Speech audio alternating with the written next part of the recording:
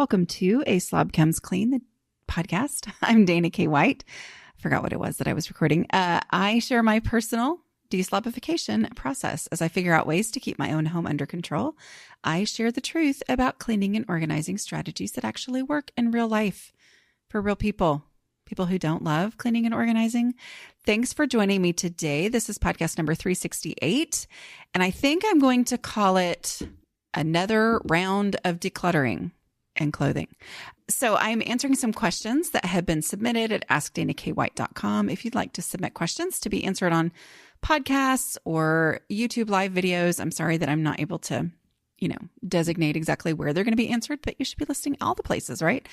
I answer those here. So I am going to answer some questions, and they have a lot to do with, I know at least two of them said we're on the second round of decluttering. And another one said, I have decluttered a lot and I have this question about clothing that doesn't fit. So we're going to be talking about these types of things in today's podcast. I do want to remind you that if you need personal help, like if you need someone to talk you through your situation, either to come into your home and actually help you or to do online coaching, I have coaches now.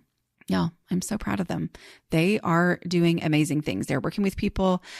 You can find them at declutteringcoaches.com. That is my site. They are all my certified and trained coaches. And if there's not one in your area yet, which, we're still building, I think we're at maybe 27 certified coaches at this point. Most of them do online coaching as well. So you can find someone to kind of talk you through and work through your unique situation. Although, obviously, here's the podcast and these things all apply, right? Like the process applies to every situation. And that's what I've trained my coaches on is like, stick to the process. Let it work you through any emotional difficult situation. Okay. So what we're going to talk about today, what I talk about on all the podcasts, is applying the process, right? But like I said, if you need somebody to help you personally, go to declutteringcoaches.com. Because I'm really proud of them and I'm excited about that. So also, if you want to be a coach, go find out what it takes to be a coach. All right. So first question that I am going to ask today. I'm going to ask it and then I'm going to answer it. I have done the first big purge or push, but now I want to get more out of my house so it runs more smoothly. Where do I start and how do I keep the motivation going? Okay. So I love this question. Congratulations on having done the first big purge or push. Congratulations also on the understanding that you have gained that the more you get out of your house, the easier it is to maintain, right? Like that is your clutter threshold. I did a podcast. Yeah, this is going to be a good one, y'all. I did a podcast a month or so ago. I think it was in January of this year, 2023. Where I talked about the container concept versus the clutter threshold. I've had a lot of response to that of people saying, I get it now. I get this concept. Okay. So your clutter threshold is the amount of stuff that you personally can easily keep under control. All right. So it's different for everyone. It cannot be predicted. You can only find it through decluttering.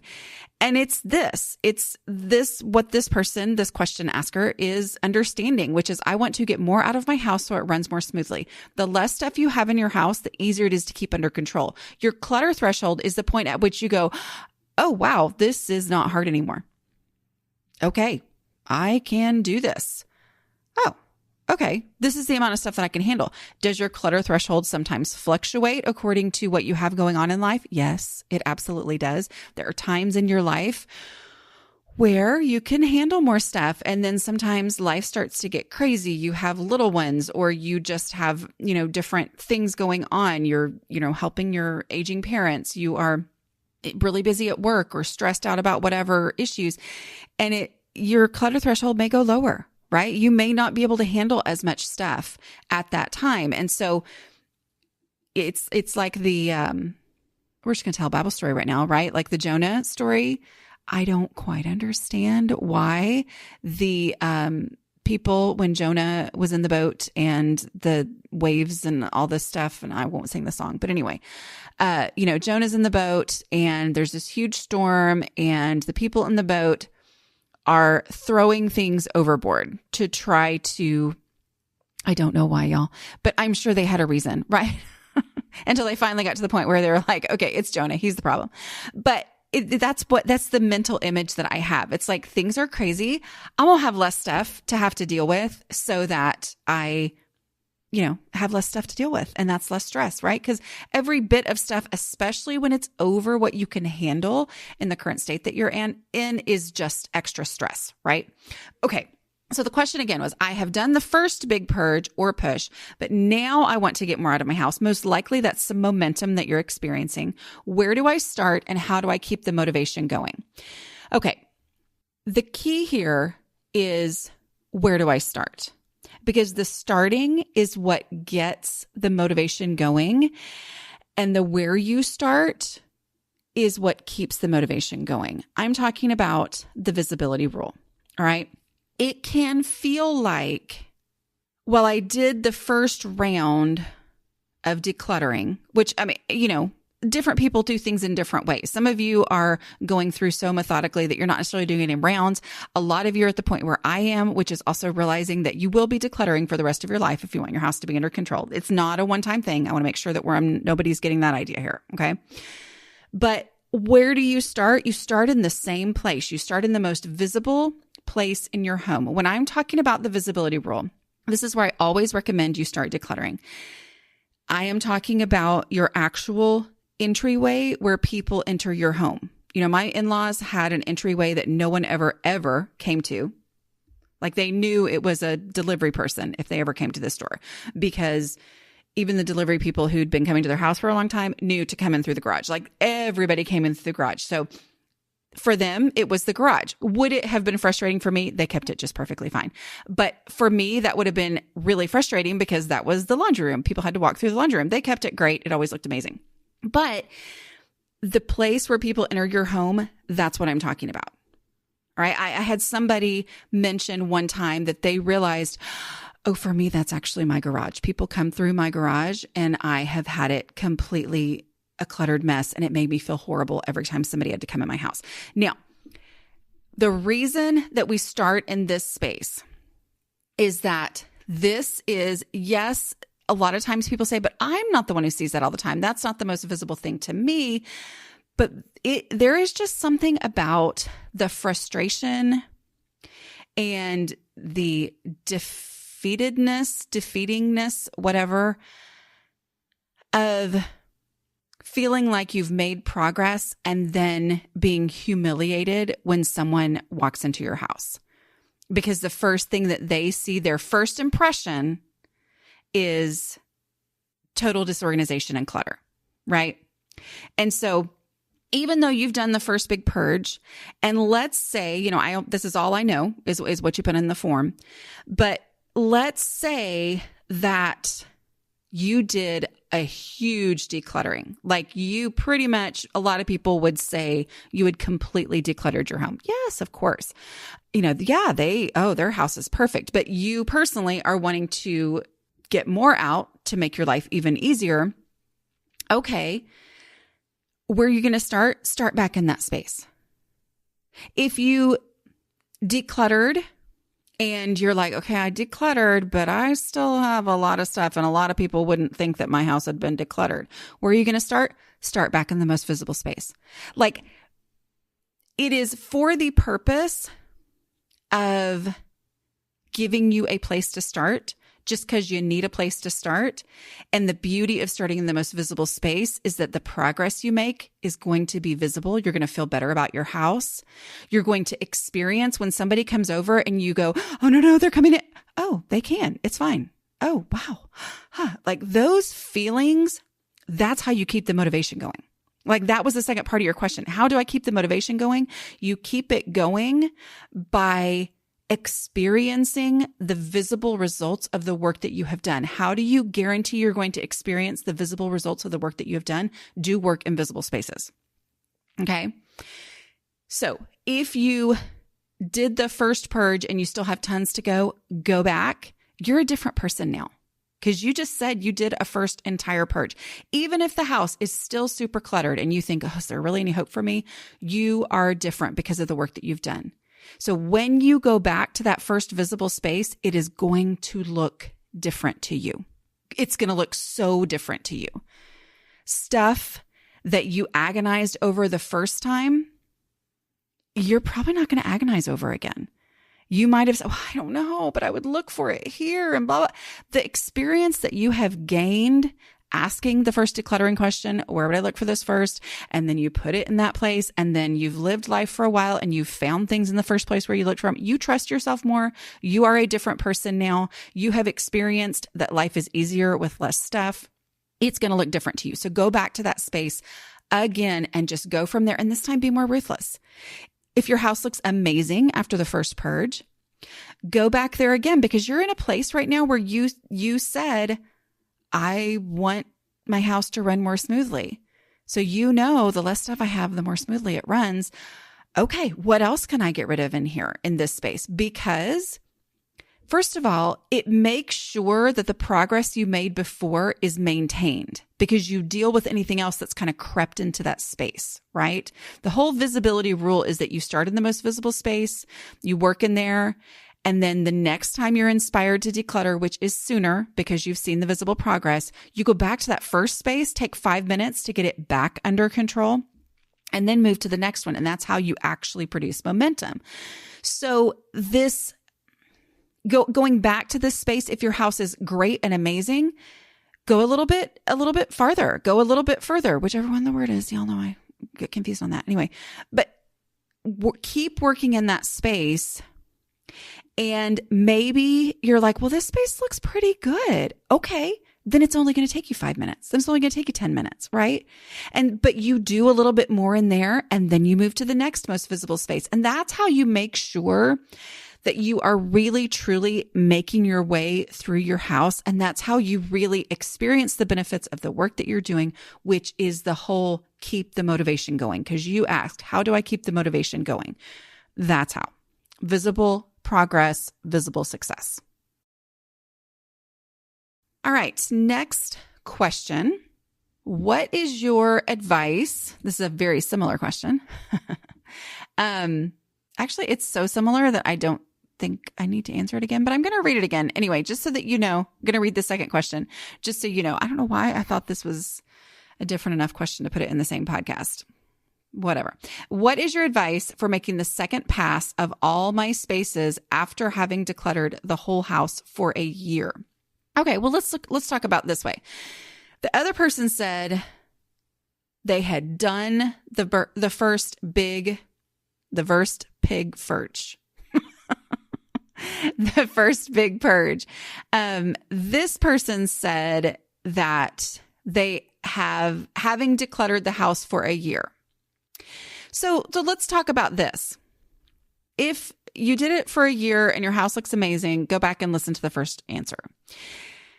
If you're asking this because I've been doing this for a year and my house is still not a house that I'm proud of and excited to be in and feel functional in, okay?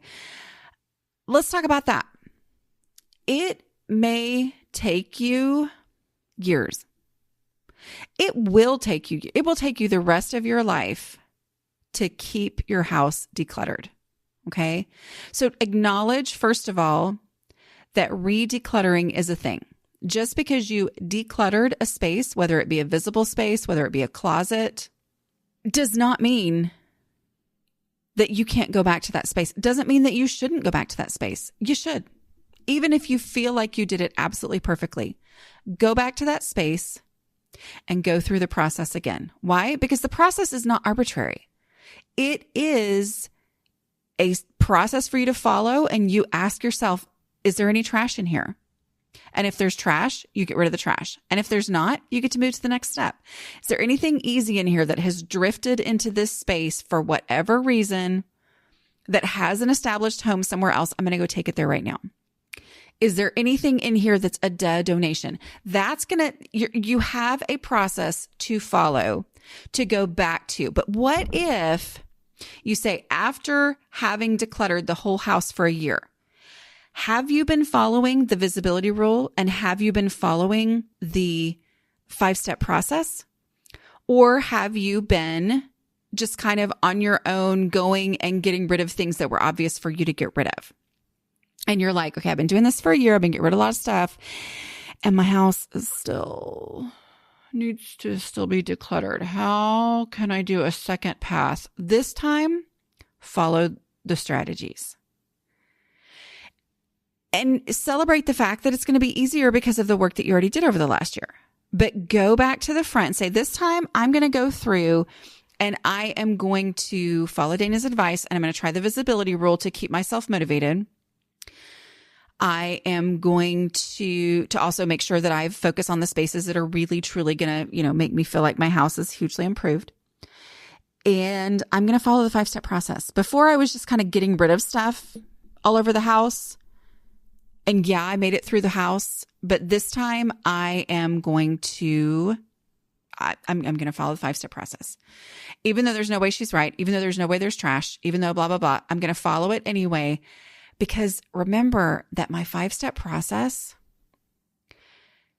means I deal with every item.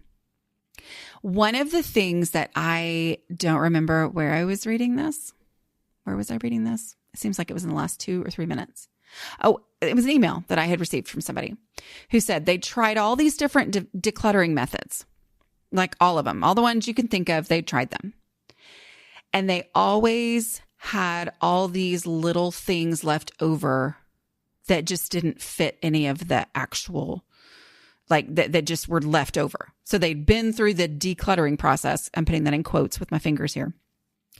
And they had all these little things left over. And it wasn't until they did my 5-step process that gives you a specific way to deal with every last single item in a space, in your home, anywhere.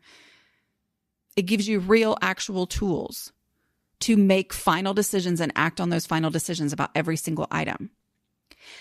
It wasn't until she started using my process that she was like, okay, now I actually am able to finish spots. I'm actually able to make decisions about these items that I used to just kind of, okay, well, I made a bunch of decisions and I've got all this stuff left over and now I don't know what to do. That was me, y'all. That was what I would say. I was like, well, I can do okay for a while. But when I get down to all these little things that I don't know what to do with, that's where I just get stuck. Well, that's why I came up with that. If I needed this item, where would I look for it first? And I'm going to take it there now so that it's dealt with and it's in the place where I'm going to look for it first. Right? So that is it. It gives a home to every single item. Okay. So as you go through, what am I going to do? I've been decluttering for a whole year. Go back to your most visible space and really, truly follow the process and know that the work that you've already done is going to make that so much easier and more possible for you, right? Like it's going to help so much. So be thankful for all the work that you've done that gets you to this point where you're like, okay, now it's that much less overwhelming for me to really dive in. But those of you who haven't done anything yet, don't take that as me saying that you should do a whole here and there decluttering for a year before you start. No. Start with the process, the 5-step process in the actual most visible space in your home, and just realize any part of the process is going to make your house better. If you get tired after step 1, if you get tired a third of the way through step 1, which is trash, and you quit, your house is still better, right? And it's in a visible space. And so it's visibly better. Yay. All right. Okay. Now let's talk about clothing, kind of with the same type of idea of like, okay, so I've already decluttered and now here's this other thing I've got to deal with. All right. Question. A question related to your recent video about decluttering clothing. This was a video that came out in September, which shows you that these are not real-time answers that people get to their questions. But anyway, how should I deal with clothes that don't fit anymore, but that I seem to be emotionally attached to? I have quite a collection of Walford. I am not cool enough to even know what that means or even know if I'm saying it correctly. That's me talking. Tops that were eye-wateringly expensive and made me feel gorgeous when they fit. This was more than 5 years ago, and I'd have to lose 30 pounds to wear them again. They are teeny tiny. I decluttered the rest of my closet to a point that many would call minimalist, but they survived all of my decluttering sessions, even though they make me feel bad every time I see them. what would you recommend to do with them? Just leave them as long as they fit in the container, i.e. the closet, treat them as sentimental items. Okay, a couple of things here. There are many people, and I agree with them. Okay, there are many people who will say, if it makes you feel bad, you shouldn't have it, right? Like, so if it helps for me to say, hey, you don't need to keep something that makes you feel bad. If that helps you, then go ahead and get rid of them. And that's great. I also want to acknowledge that sometimes there are people who, like me, who when somebody's like, you shouldn't have anything that makes you feel bad. And I'm like, that's a little too close to cheerleader talk. And I am out on being cheerled.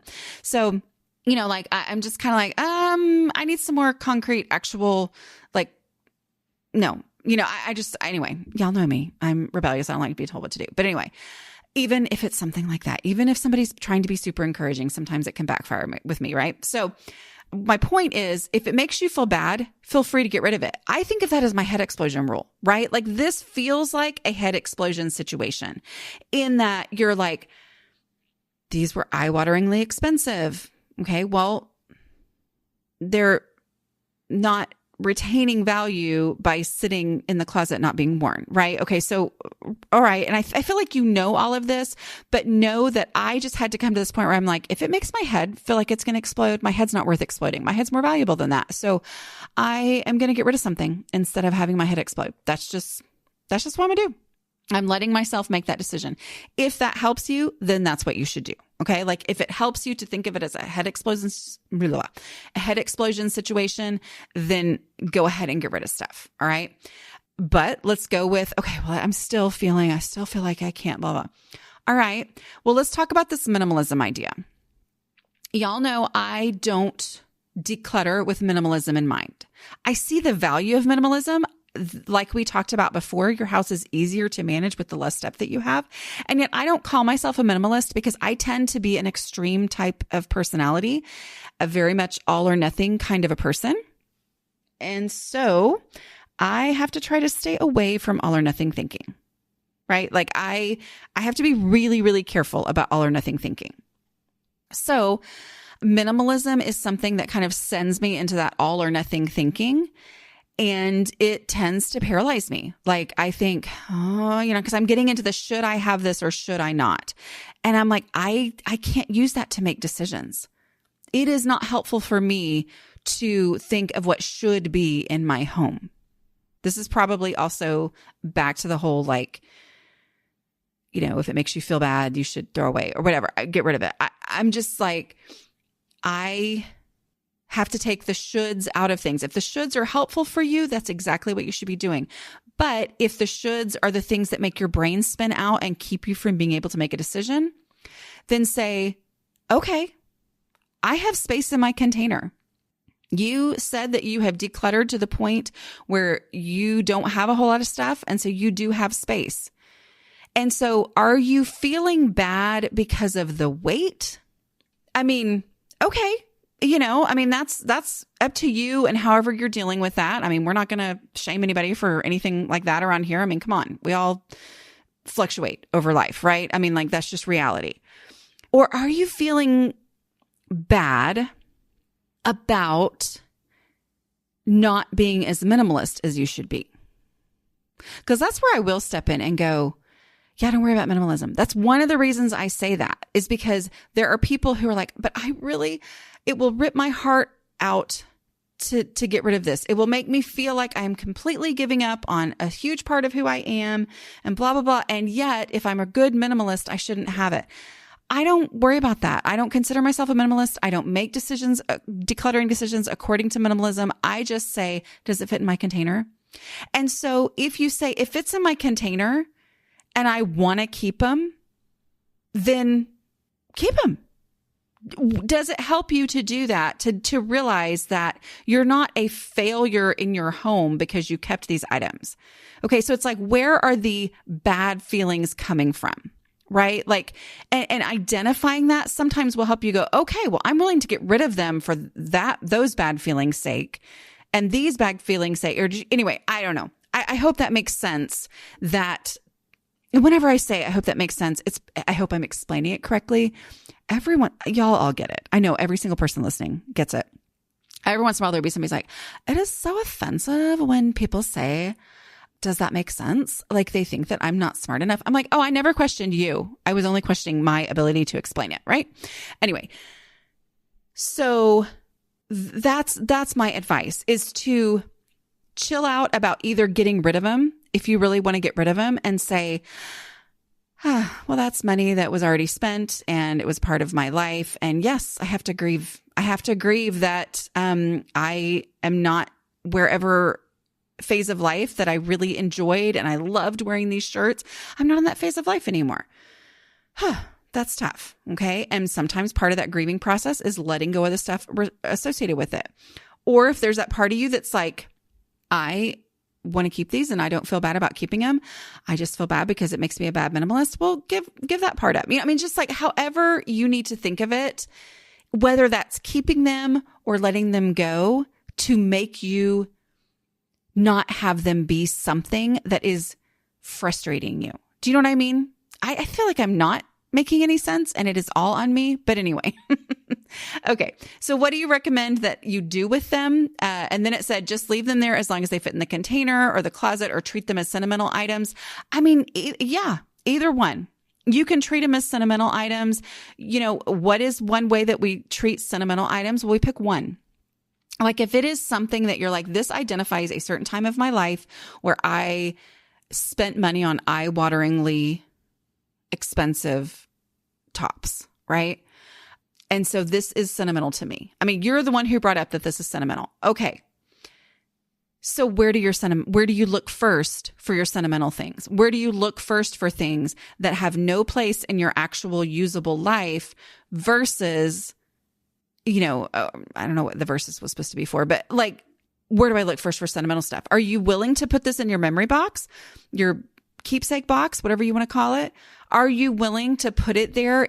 Are you willing to give space? Are you willing to give up your, certificates of honor that you received at that same job in order to keep this shirt? All of those things, letting those types of things, identifying it as sentimental, acknowledging it's sentimental, and then going to put it in the sentimental place, that can be the thing that helps you realize, oh yeah, it's not that sentimental. I'm not willing to keep the shirt over the other things like the photos and the blah, blah, blah. I can get rid of the shirt. But following through on that action, taking it to the place where you would actually look first for these two small shirts, and acknowledging that, if I'm going to make it a sentimental thing, that often means I keep 1 out of 6 or whatever. One more on clothing, similar. Both my husband and I have fluctuating sizes, and we have lived in this house for over 23 years. How do we convince ourselves that we can get rid of clothing while still hope to fit back into them someday? I know it will make laundry easier because we will have actual room to put things away, but we are overwhelmed by the volume. Okay. The fluctuating size thing is legit, right? Like it is. The general rule that I follow personally is, how much room do I have in the actual closet I have? Not the closet I wish I had, not the closet I saw in another house that we looked at but didn't end up getting. The actual closet where I have to put my clothes. How much space do I have that I don't need for my everyday clothes to keep things for other sizes that I may fit into again at some point? And I let that space that's not taking up room that I need for my everyday stuff, I let that space determine how much I can keep. And then I put my favorites in first, or I pull out my least favorites until it fits. Right. And then anything that doesn't fit is like, well, it's not that I might not need this size again someday, but I don't have the space to keep the stuff for a someday that may or may not actually arrive. It's like I have to keep the stuff that I actually need to wear consistently. But y'all know we're going to talk about a couple other things here, right? You know that, right? Okay, here we go. The other thing we need to talk about is the predicting the future that's going on here. Okay. I know it will make laundry easier because we will have actual room to put things away, but we are overwhelmed by the volume. Okay. The first thing that you need to do is go ahead and go through the process. You know that you have clothing of all different sizes. You know that fluctuating weight is an issue that you have dealt with, both you and your husband. And so you are predicting what's going to be hard in this decluttering process. You're thinking now about what's going to trip you up down the line. There is so much that you can do before you ever get to that point. Okay? With clothing, follow the same process. Start with the trash. Maybe that means just random tags and hangers that came from the store and bags and packaging and things that have ended up in the closet and are taking up a bunch of space and are making it look that much messier and more overwhelming and keeping you from going in there and actually getting any work done. Maybe that's what we're talking about. Maybe we're talking about stained, damaged clothing that you're never going to wear because it's ripped or whatever. Like, go through the space, because remember, the trash step immediately gives you something to do that's non-emotional. It gets stuff out of there so that you're reducing the overall volume of what you're dealing with, so you immediately start to feel less overwhelmed. It also helps you start to look at the individual items that you're dealing with, as opposed to looking at the overall mass of stuff. Okay. When you are looking for trash, as you go, okay, I'm looking for stained things, you're starting to register what's actually there, which then gets you ready and mentally prepared for the next steps that are coming. So the next step is easy stuff. Is there anything in here that's not supposed to be in here because it has an established home somewhere else? Maybe it's, why did I hang up my jeans when I actually have a drawer in there for my jeans, like that I look in every time, and then I think, where are my jeans? And it turns out I hung them up when I never actually am supposed to hang them up. Whatever it is, look for anything that has an established home and get it out of there. Start going through this process. The donations is huge with clothing. Before you start worrying about, oh, we have fluctuating sizes, get rid of the stuff you can't stand. Get rid of the stuff that you never liked. Get rid of the stuff that itched, or that the sleeves were too tight on you, or whatever. Get rid of that stuff, because there's so much that you can get rid of before you ever get to this point where you're making decisions based on the possibilities of the future and what sizes you might possibly be. Okay. There's so much you can do first. And then you go through if I needed this item, where would I look for it first? I know it can feel a little bit weird with clothing, but I still will ask myself that. But a lot of times I will go on to that second question really quickly. If I needed this item, would it ever occur to me that I already had it? Whatever size I was in, would it ever occur to me that I had a Christmas sweater that has a deer pooing, like my husband somehow ended up with? Anyway, like, would it ever occur to me that I had this? I mean, like, that's going to help you get rid of a lot of stuff. So do all that purging, because then you're going to actually have an understanding of, this is the stuff that's left that I actually, if I had a huge closet where I could keep all the sizes and all the stuff that I wear, this is all that's in there. But there's probably right now a ton more stuff. Okay. Because you just said you're overwhelmed by the volume. So there's got to be so many more things in there that you could get rid of before you ever have to ask this question. Right. And then you apply the container concept, but we cannot not talk about laundry, right? You said, I know laundry will be easier because we'll have the actual room to put things away, which means no matter what, you have too many clothes and things need to go. So as you go through this process, no, I need to be getting rid of things. So I need to be really definite in I'm getting rid of trash. I'm identifying more as trash than I might otherwise, because I know I have too many clothes. I know I don't have the space. But the thing you can do today is start washing all the dirty clothes. I recommend that you start doing a laundry day today.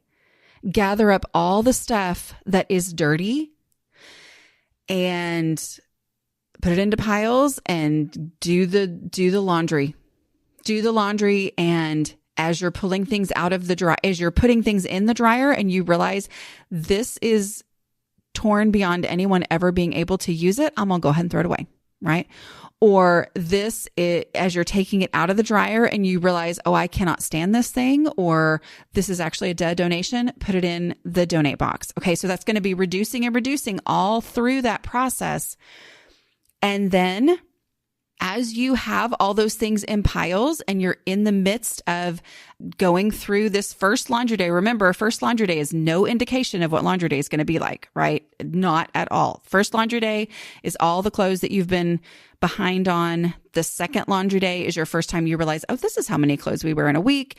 And the third laundry day is, oh, wow, I didn't have to think about laundry for an entire week. Anyway, there's other podcasts on that for you to go into. I'm not going to go into all of it right now, but I'm just saying that as those things, as you're working on the laundry, go back into those drawers and see, we had a lot of laundry, and yet these are the things that still hadn't gotten picked.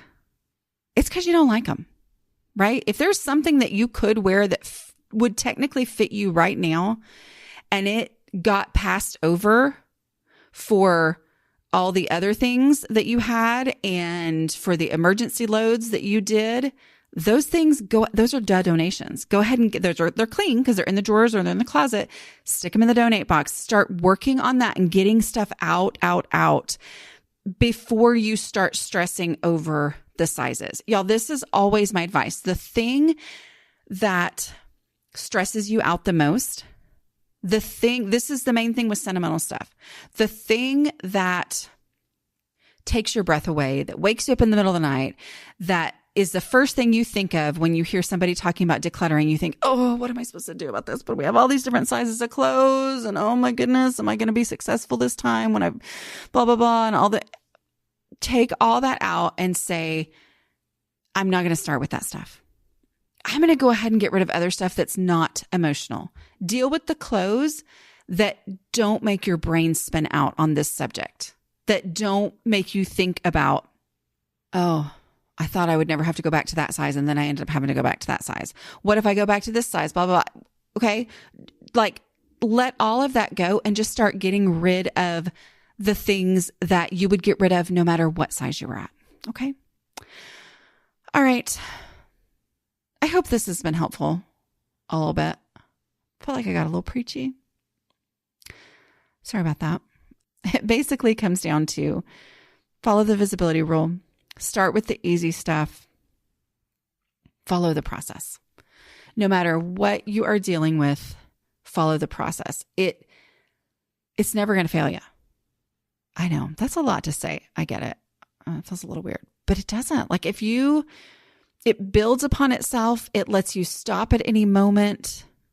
You can fail or quit in the middle, and you haven't failed because you've only made progress. So trust the process. Trust the process. Okay. All right. One more little plug for my decluttering coaches. If you need somebody to talk you through it for your situation, and hopefully maybe even come into your house and help you work through your stuff, go to declutteringcoaches.com. All right. I will talk to you later. Bye.